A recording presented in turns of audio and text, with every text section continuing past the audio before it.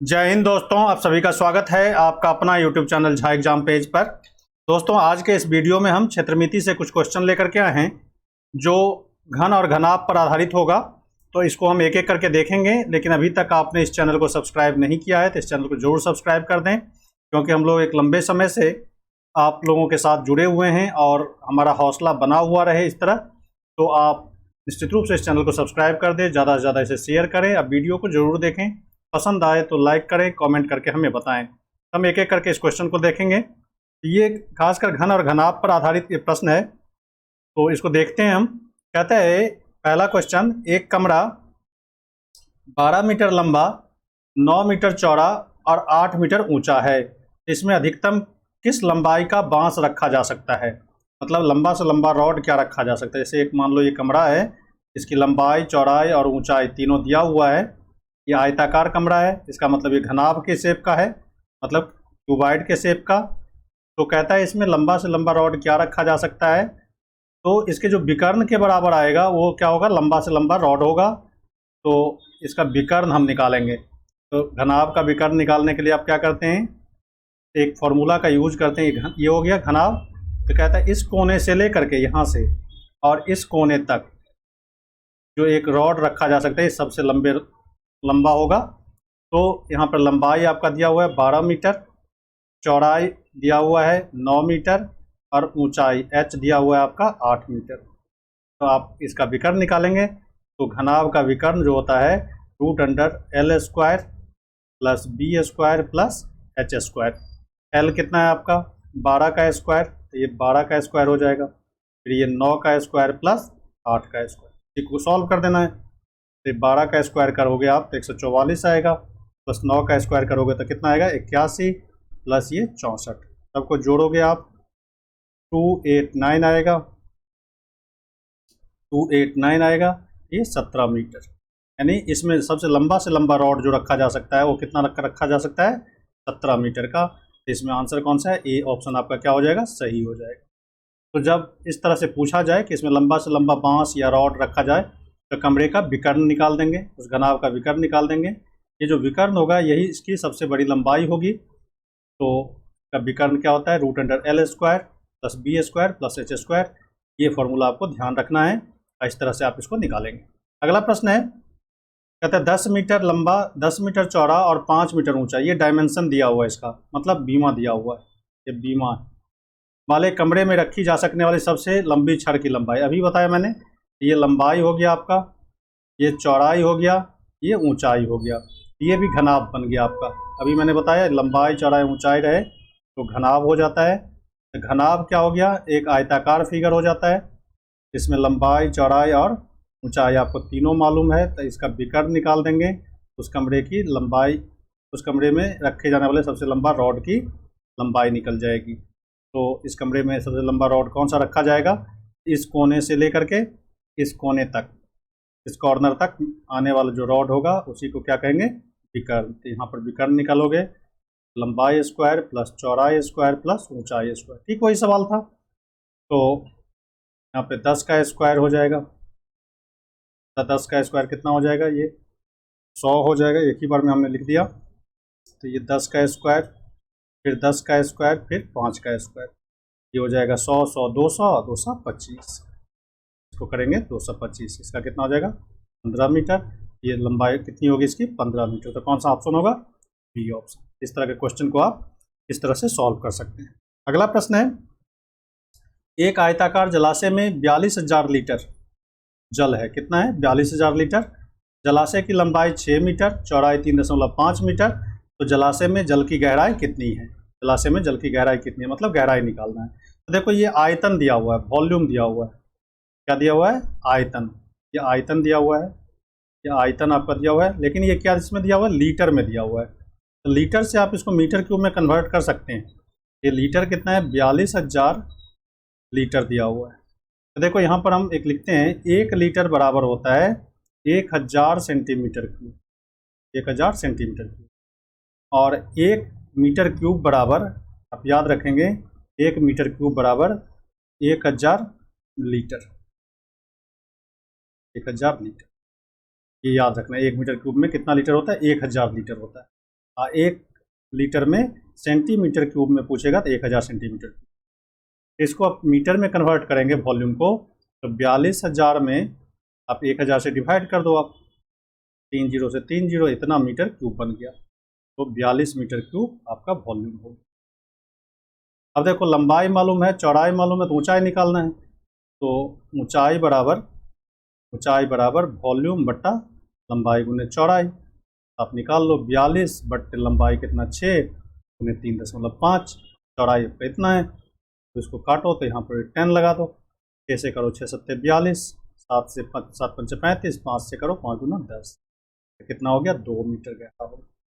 2 metre गहरा आपका क्या हो जाएगा, बस जलाशय की गहराई 2 मीटर हो जाएगी, यही आपका आंसर हो जाएगा। तो देखो लीटर को आप क्या बना लोगे, यहाँ पर मीटर क्यूब बना लोगे। तो मीटर क्यूब आपने बना लिया, तो ये आपका आयतन हो गया।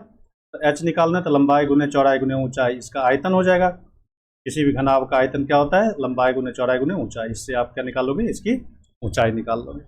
अगला प्रश्न है, कहता है एक कमरे की चौड़ाई, गौर से देखना इसको, एक कमरे की चौड़ाई इसकी ऊंचाई की दुगुनी है और लंबाई की आधी है। एक कमरा है, बनाओ कमरा, एक ऐसे कमरा, आयताकार कमरा है, लंबाई चौड़ाई ऊंचाई दिया हुआ, इसका मतलब ये आयताकार कमरा है। आयताकार कमरे की लंबाई चौड़ाई ऊंचाई आपको दिया हुआ है इस तरह से। कहता है इसकी जो लंबाई है, चौड़ाई है, इसकी चौड़ाई जो है ऊंचाई की दुगुनी है। ऊंचाई यदि x है, चौड़ाई कितनी है 2x है, और चौड़ाई इसकी लंबाई की आधी है। तो चौड़ाई जो है ये 2x, लंबाई की आधी है, तो लंबाई कितना हो जाएगा 4x हो जाएगा। यही हो गया ना, लंबाई हो गया इसका 4x, चौड़ाई हो गया इसका 2x, और ऊंचाई इसका कितना x। देखो चौड़ाई जो है ऊंचाई का डबल है, ये दुगुनी है, और लंबाई जो है लंबाई की आधी हो गई चौड़ाई, यही कहता है। तो हमने मान लिया इस तरह से। अब कहता है इसका आयतन इतना घन मीटर है। आयतन क्या हो गया, लंबाई हो गया इसका 4x, चौड़ाई हो गया 2x इंटू x, ये बराबर कितना हो गया 5 × 12, 4 दूना 6, 4 दूना 8, 8x क्यूब बराबर कितना हो गया 5 × 12। इससे आप x का वैल्यू निकाल लो, तो x क्यूब बराबर कितना हो गया 5 × 12 बट्टा 8, 8 से डिवाइड कर दो आप, ये हो गया 64, x बराबर कितना हो गया 4। हमें कहता है कमरे की लंबाई कितनी है, तो कमरे की लंबाई क्या है 4x है, 4x तो 4 × 4, 4 × 4, ये 16 मीटर इसकी लंबाई हो जाएगी। तो हमारा आंसर क्या हो जाएगा, बी आंसर आपका सही हो जाएगा। बी के साथ हम लोग चलेंगे। अगला प्रश्न है, 4 मीटर लंबी, 3 मीटर ऊंची और 13 मीटर चौड़ी दीवार बनाने के लिए 20 सेंटीमीटर, देखो यहाँ पर कहता है कि 4 मीटर लंबा, 3 मीटर चौड़ा और 30 सेंटीमीटर 3 मीटर ऊंचा और 13 सेंटीमीटर चौड़ी दीवार बनाने के लिए 13 मीटर है, सेंटीमीटर नहीं है, ये 13 मीटर, ये मीटर कर लो इसको। 13 मीटर चौड़ी दीवार बनाने के लिए 20 सेंटीमीटर लंबी, 12 सेंटीमीटर चौड़ी और 6.5 सेंटीमीटर ऊंची कितनी ईंट की आवश्यकता होगी। तो ईंट की आवश्यकता होगी, तो इसमें क्या करेंगे, दीवार में जितने ईंट हैं उस सब का आयतन और एक ईंट के आयतन से डिवाइड कर दो उसमें। तो दीवार का आयतन कितना हो जाएगा, सबसे पहले ईंटों की संख्या कितना ईंट लगेंगे, तो इसमें क्या करेंगे, दीवारों का आयतन क्या हो गया लंबाई। तो एक चीज़ गौर करना है, ये सारे मीटर में दिया हुआ है और ये क्या दिया हुआ है सेंटीमीटर में। यहाँ पे 20 सेंटीमीटर, यहाँ पे दिया 12 सेंटीमीटर, यहाँ पे दिया हुआ है 6.5 सेंटीमीटर। या तो मीटर को सेंटीमीटर बना लें या फिर सेंटीमीटर को मीटर बना लें या मीटर को सेंटीमीटर। तो हम मीटर को ही सेंटीमीटर बना लेते हैं। ये 4 मीटर लंबी है तो ये 400 सेंटीमीटर लंबा हो गया। ये 3 मीटर चौड़ी है, ऊंची है, तो 300 मीटर हो गया। और ये कितना है 13 है, तो ये हो जाएगा 13, 130 हो गया। ये सेंटीमीटर 1.3 है, यहाँ पे ये ना गड़बड़ कर दिया है थोड़ा सा सवाल में, 1.3 है, 130 मीटर हो गया, सेंटीमीटर हो गया। अब इसमें कितना से डिवाइड करना है आपको, इसको करना है 20 × 12 × 6.5, कितना से गुना करना है। अब इसको करो आप, ये 13 सेंटीमीटर, 1 मिनट इसमें गलती है, ये 13 सेंटीमीटर है, ठीक है, ये सेंटीमीटर ही है। 13 सेंटीमीटर है। 130 ये 13 सेंटीमीटर, इसको मीटर बना दिया, इसको मीटर बना दिया, ये 13 सेंटीमीटर। इस पॉइंट को हटाओ, यहाँ पे 0 लगा दिया। अब 20 से करो, 20 से करोगे आप ये हो जाएगा 20, ये करो आप ये 12 है, ये 0 से ये 13 से काटो ये 10 हो जाएगा, 13 पंचे 65, 5 से काटो 5 दूना 10, 2 2 से काटो 2 छक्के 12, 6 से काटो 6 पंचे 30, 50 हो गया 1000। 1000 ईंट लगेंगे, 1000 ईंट। यहाँ पे ये सेंटीमीटर ही है, ये सेंटीमीटर, 4 मीटर लंबा, 3 मीटर चौड़ा, 13 सेंटीमीटर, 3 मीटर ऊंचा और 13 सेंटीमीटर चौड़ी दीवार बनाने के लिए कितने ईंट की आवश्यकता लगेगी? तो कितना होगा? 1000 ईंट इसमें लगेंगे। हमारा आंसर क्या हो जाएगा? बी आंसर आपका सही हो जाएगा। अगला प्रश्न है, एक आयताकार पानी की टंकी के आधार का क्षेत्रफल 65,000 वर्ग सेंटीमीटर है। क्षेत्रफल कितना दिया? 65,000 वर्ग सेंटीमीटर। तो इसमें भरे गए पानी का आयतन 2.6 घन मीटर है। तो टंकी में पानी की गहराई कितनी है? देखो आयतन दिया हुआ है, ये घन मीटर में है। आयतन कितना है? 2.6 घन मीटर। तो यहाँ पे आयतन आपका दिया हुआ है, पानी इतना है, कितना? 2.6 घन मीटर। घन मीटर मतलब मीटर का क्यूब। तो देखो लंबाई गुने चौड़ाई गुने ऊंचाई बराबर कितना हो जाएगा? 2.6। यही आयतन होता है, लंबाई गुने चौड़ाई गुने ऊंचाई, घन का आयतन यही होता है, और 2.6 मीटर ये हो गया। तो 0.6 मीटर क्यूब। अब देखो आप कहता है इसका आधार का क्षेत्रफल, तो आधार का क्षेत्रफल क्या हो गया? लंबाई गुने चौड़ाई, ये हो गया 6500। अब देखो ये सेंटीमीटर में है, वर्ग सेंटीमीटर, ये मीटर में है। इसको मीटर बनाने के लिए आप क्या करो? 100 से गुना कर दो, 100 गुने 100 2 बार, क्योंकि सेंटीमीटर स्क्वायर है, वर्ग सेंटीमीटर है। तो इसको मीटर स्क्वायर बनाने के लिए क्या करेंगे? 100 गुने 100 गुने h बराबर कितना? 2.6। h बराबर आप करोगे तो 2.6 इंटू 100 गुने 100 बटे 6500, यही हो गया। अब 2 जीरो से 2 जीरो काट दो, ये पॉइंट हटा दो, 1 जीरो काट दो। अब 26 से 26 पंचे 26, 13 से 13 दूना 26, 13 पंचे 65, 5 से काटो 5 दूना 10, तो कितना हो गया? 4 मीटर, 2 दूना 4। इसकी जो गहराई होगी वो कितनी होगी? 4 मीटर का। 4 मीटर हमारा क्या हो जाएगा? आंसर हो जाएगा। तो बी के साथ हम लोग यहाँ पर चलेंगे। अगला प्रश्न है, 1.5 हेक्टेयर के क्षेत्रफल के मैदान में 5 सेंटीमीटर गहरी वर्षा गिरने पर इकट्ठे हुए पानी का आयतन कितना होगा? कितना जमीन है? 1.5 हेक्टेयर, इसमें 5 सेंटीमीटर बारिश होती है तो कितना पानी इकट्ठा हो जाएगा? मतलब आयतन निकालना है। तो देखो 1.5 ये एरिया दिया हुआ है, क्या दिया हुआ है? एरिया, क्षेत्रफल 1.5 हेक्टेयर। कितना हेक्टेयर? अब देखो 1 हेक्टेयर बराबर होता है 10,000 मीटर स्क्वायर। क्या होता है? याद रखना, 10,000 मीटर स्क्वायर। 1 हेक्टेयर बराबर 10,000 मीटर स्क्वायर, एक के आगे 4 जीरो।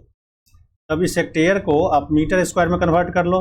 1.5 को 10,000 से गुना करो, इतना मीटर स्क्वायर हो जाएगा। तो ये हो जाएगा 1.5 और 3 जीरो लगा तो पॉइंट हट जाएगा, इतना मीटर स्क्वायर एरिया। अब कहता है इसमें 5 सेंटीमीटर बारिश होती है, तो आयतन क्या होता है? लंबाई गुने चौड़ाई गुने ऊंचाई, यही होता है ना। तो आयतन बराबर इसमें h से गुना कर दोगे, इसके आयतन के बराबर हो जाएगा। आयतन क्या हो गया? लंबाई गुने चौड़ाई गुने ऊंचाई। तो कितना पानी जमा हो जाएगा? तो 5 सेंटीमीटर। एरिया हमारा ये है, इसमें ऊंचाई से गुना कर देंगे तो आयतन हो जाएगा। तो ऊंचाई हमारा क्या है? 15,000, तो ये है ही। इसमें ऊंचाई हो गया 5, ये सेंटीमीटर में है, इसको मीटर बनाओगे तो 100 से गुना कर लो, 2 से 2 कट जाएगा, 15 पचे 75, 750 मीटर क्यूब, ये हमारा आंसर हो जाएगा। इतना घन मीटर हमारा आंसर। तो बी हमारा क्या हो जाएगा? सही हो जाएगा। बी के साथ हम लोग चलेंगे। तो दोस्तों अभी आपको समझ में आ रहा हो तो निश्चित रूप से इस चैनल को सब्सक्राइब करना, ज़्यादा से ज़्यादा इसे शेयर करना और कमेंट करके हमें बताना, ताकि हमारा भी हौसला बना हुआ रहे और इस तरह से हम इसको आगे इसको प्रोसीड करते रहें और आप मेहनत करते रहें हमारे साथ, तो आपकी निश्चित सफलता सुनिश्चित हो जाएगी। तो आप लेते हैं अगला प्रश्न और देखते हैं आगे। अगला प्रश्न कहता है, तैरने के लिए बना एक तालाब 24 मीटर लंबा 15 मीटर चौड़ा है। 24 मीटर लंबा और 15 मीटर चौड़ा है। कुछ व्यक्ति के इस तालाब में डुबकी लगाने पर पानी के तल की ऊंचाई 1 सेंटीमीटर की वृद्धि हो जाती है। इसमें नहाने जाता है तो कहता है एक आदमी को इसमें उतरने पर कितना घन मीटर पानी विस्थापित करता है। 0.1 मीटर घन मीटर पानी विस्थापित करता है। तो कहता है तालाब में कितने व्यक्ति। देखो 24 मीटर लंबा 15 मीटर चौड़ा तालाब है। कुछ व्यक्ति इस तालाब में डुबकी लगाने के लिए उतरते हैं। पानी के तल में ऊंचाई में 1 सेंटीमीटर, पानी अपने लेवल से 1 सेंटीमीटर ऊंचा हो जाता है। यदि एक आदमी को 0.1 घन मीटर पानी विस्थापित कर पाता है तो तालाब में कितने व्यक्ति थे, ये निकालना में। तो देखो यहाँ पर मान लेते हैं कि डुबकी लगाने वाले व्यक्ति कितने थे, एक्स लोग थे जो पानी में उतरे, एक्स लोग थे। अब देखो एक आदमी के लिए कितना पानी चाहिए, कितना पानी को विस्थापित कर पाता है, 0.1 घन मीटर। एक्स लोग थे तो इतना पानी को विस्थापित कर लेगा। ये पानी किसके बराबर होगा, तो लंबाई गुने चौड़ाई गुने ऊंचाई के। ये 24 लंबा मीटर था, 24 मीटर, 15 मीटर चौड़ा था और सेंटीमीटर 1 सेंटीमीटर ऊंचा, 1/100। ये आयतन इतना ही पानी को विस्थापित कर पाएगा। यानी जितना पानी को विस्थापित कर पाएगा वही लोगों की संख्या हो जाएगी यहाँ से, इतने लोगों के द्वारा। अब इसको आप सॉल्व कर लो, तो इसको सॉल्व करोगे तो ये हो जाएगा x/10। इस पॉइंट को हटाओ, यहाँ पे 10 आ जाएगा, तो ये हो गया 24 में 15/100। अब यहाँ से 1 0 से 1 0 काट लो, 5 से काटो, 5 दूना 10, 5 तिया 15, यहाँ पे काटो, 5 तिया 15, 5 दूना 10, 2 से काटो 12, 12 तिया 36। 36 लोग थे तो किस में, इस तालाब में। 24 मीटर लंबा 25 मीटर चौड़ा एक तालाब में कुछ लोग के उतरने से, कुछ लोगों को पानी में उतरने से 1 सेंटीमीटर की ऊंचाई में वृद्धि हो जाती है। तो कहता है एक आदमी यदि 0.1 घन मीटर पानी को विस्थापित करता है तो कुल कितने व्यक्ति तालाब में उतरे थे। तो इस तरह से इसमें 36 व्यक्ति पानी तालाब में उतरे थे। अगला प्रश्न है, एक घनाभ के 3 आसन्न पृष्ठों का क्षेत्रफल क्रमशः x, y, z है, z वर्ग इकाई है, तो इसका आयतन v घन इकाई है, तब x, y, z क्या होगा, x, y, z क्या होगा। तो देखो यहाँ पर 3 फलक LB दिया हुआ है हमारा, ये LB कितना दिया हुआ है, x, BH दिया हुआ है कितना, y, और HL दिया हुआ है। 3 फलक, जैसे मान लो ये घनाभ है, लंबाई चौड़ाई ऊंचाई, आसन्न फलक कौन सा होगा, आसन्न सतह कौन सा होगा इसका। तो ये देखो जैसे ये है, ये एरिया L गुने B, ये वाला साइड 3 आसन्न फलक, एक ये वाला मान लो, एक ये वाला हो गया, और एक इधर का नीचे का ये हो जाएगा, ये नीचे का मान लो, ये नीचे वाला, ये ऐसे नीचे से, तभी 3, इसका हो गया LB, इसका एरिया हो गया LB, लंबाई गुने चौड़ाई, इसका हो गया चौड़ाई गुने ऊंचाई, इसका चौड़ाई गुने ऊंचाई, और इसका ऊंचाई गुने लंबाई, ये Z दिया हुआ है। तो कहता है x, y, z वर्ग इकाई हो, तो कहता है इसका आयतन क्या होगा। देखो इसको गुना करो, LB x, y, z तीनों का वैल्यू निकालो, तो कहता है x, y, z का वैल्यू, तो x, y, z, इसको लिख लो LB गुने BH गुने HL, तो लिख सकते हो LBH का होल स्क्वायर, ये हो जाएगा LBH का होल स्क्वायर। तो LBH, तो ये वॉल्यूम हो गया, लंबाई गुने चौड़ाई गुने ऊंचाई क्या होता है, आयतन, तो V स्क्वायर के बराबर। तो इसमें V स्क्वायर कौन सा है, B, x, y, z क्या हो जाएगा, B स्क्वायर। तो हमारा आंसर क्या हो जाएगा, दूसरा हमारा आंसर हो जाएगा। तो B के साथ हम लोग चलेंगे। अगला प्रश्न है, किसी घन के विकर्ण की लंबाई 6 सेंटीमीटर है, घन का आयतन क्या होगा। अब ये निकालिए आप, बड़े आसान है। घन का विकर्ण की लंबाई दिया हुआ है, घन का आयतन पूछ रहा है, तो विकर्ण दिया हुआ है, तो घन का विकर्ण क्या होता है, ये घन का विकर्ण अभी बताया मैंने, घन है ऐसे, ये घन है, घन का विकर्ण क्या होगा, तो √3 गुने भुजा, ये पता है आपको। घन का विकर्ण क्या होता है, √3 गुने भुजा, √3 गुने भुजा क्या होता है, घन का विकर्ण होता है, √3 इंटू साइड। ये दिया हुआ है कितना, 6, तो भुजा बराबर कितना हो जाएगा, 6/√3। इसको यदि आप रेशनलाइज कर लो तो √3 ऊपर नीचे गुना कर दो, तो ये हो जाएगा 6√3/3, काटो तो 2√3 हो गया, 2√3। अब कहता है इसका आयतन क्या होगा, तो घन का आयतन क्या होता है, भुजा क्यूब, याद रखना है आपको, घन का आयतन भुजा क्यूब। 2√3 का क्यूब। 2√3 का क्यूब कितना हो जाएगा, 2 को 3 बार गुना करो तो ये हो गया 8, √3 को 3 बार 3√3, ये हो गया 24√3। 24√3 कौन सा होगा, बी आपका क्या हो जाएगा, सही हो जाएगा। बी के साथ हम लोग चलेंगे। देखो यहाँ पे भुजा क्यूब क्या होता है, घन का आयतन। तो भुजा हमारा कितना निकल गया, इतना सेंटीमीटर। अब इसका क्यूब कर लो, 2√3 को 3 बार गुना करोगे आप, यही हमने लिखा है 2√3। 2 दूना 4 दूना 8, √3 को √3 से करो तो 3, ये √3 बच गया, 24√3। बी आंसर आपका सही हो जाएगा। बी के साथ हम लोग चलेंगे। अगला प्रश्न है, ठीक वही क्वेश्चन, एक घन के विकर्ण की माप दिया हुआ है, घन का आयतन निकालना है। ये आपके लिए, आप निकालो इसे। विकर्ण दिया हुआ है तो विकर्ण अभी बताया, √3 गुने भुजा घन का विकर्ण, ये हो गया 4√3। अब √3 से √3 काट दो, भुजा कितना हो गया, 4 सेंटीमीटर। घन का आयतन कहता है, घन का आयतन कितना होता है, आयतन ये कितना हो गया, भुजा का क्यूब साइड का क्यूब, तो भुजा कितना हो गया, 4 का क्यूब यानी 64 सेंटीमीटर क्यूब। और आंसर कौन सा होगा, सी आंसर आपका सही होगा। सी के साथ हम लोग चलेंगे। अगला प्रश्न है, ये भी आपका इसमें आयतन दिया हुआ है तो संपूर्ण पृष्ठ क्षेत्रफल पूछ रहा है। तो घन का आयतन कितना है, कितना 512, आयतन मतलब भुजा क्यूब, घन का आयतन का मतलब भुजा क्यूब, ये दिया हुआ है 512। भुजा कितना होगा, साइड होगा इसका क्यूबेथ रूट का, जब आप फैक्टर तोड़ेंगे 3 में से 1 निकालोगे तो उसी को क्यूबेथ रूट कहते हैं। इसका हो जाएगा 8 सेंटीमीटर इसका भुजा हो गया। अब इसका संपूर्ण पृष्ठ क्षेत्रफल, घन का संपूर्ण पृष्ठ क्षेत्रफल यानी 6 सतह का एरिया कितना हो जाएगा, 6 गुने भुजा स्क्वायर हो जाएगा, 6 गुने भुजा स्क्वायर, 6 गुने 8 का स्क्वायर, 6 गुने भुजा 8 हमारा 8 है, 6 गुने 64, 6 गुने 64 कितना हो गया, 300, 6 गुने 64 आपका हो गया 384 सेंटीमीटर। और आंसर कौन सा हो गया, डी आंसर आपका सही हो गया, 384।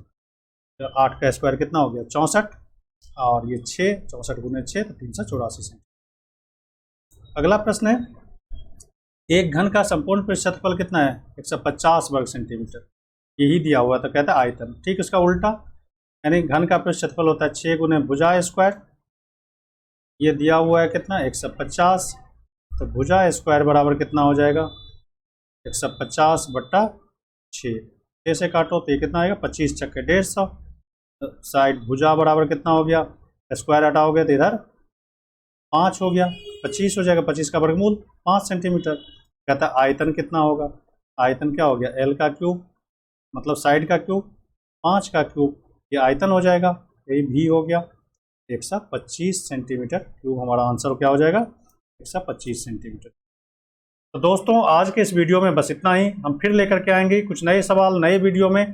तब तक आप इस सारे सवाल को बनाइए, और हमारा पिछला वीडियो जो भी मैथ का हमने डाला है उसको भी आप ढूंढ करके उसको भी देखिए, बनाइए। यही सब सारे इंपॉर्टेंट क्वेश्चन है जो एग्जाम में बार बार पूछा जाता है, और ज़्यादा कुछ करने की ज़रूरत नहीं है। इस सारे क्वेश्चन को यदि आप सही ढंग से तैयार कर लिए तो आपका कंसेप्ट पूरा क्लियर हो जाएगा। तो आप निश्चित रूप से इसे देखें, पीछे का भी वीडियो देखें, जिसका लिंक हम डिस्क्रिप्शन बॉक्स में दे देंगे। यदि नहीं तो फिर चैनल पे आप जा करके वहाँ से भी वीडियो निकाल के आप इसको देख सकते हैं। आप कमेंट करके हमें बताइए। आज बस इतना ही। Thank you very much. जय हिंद।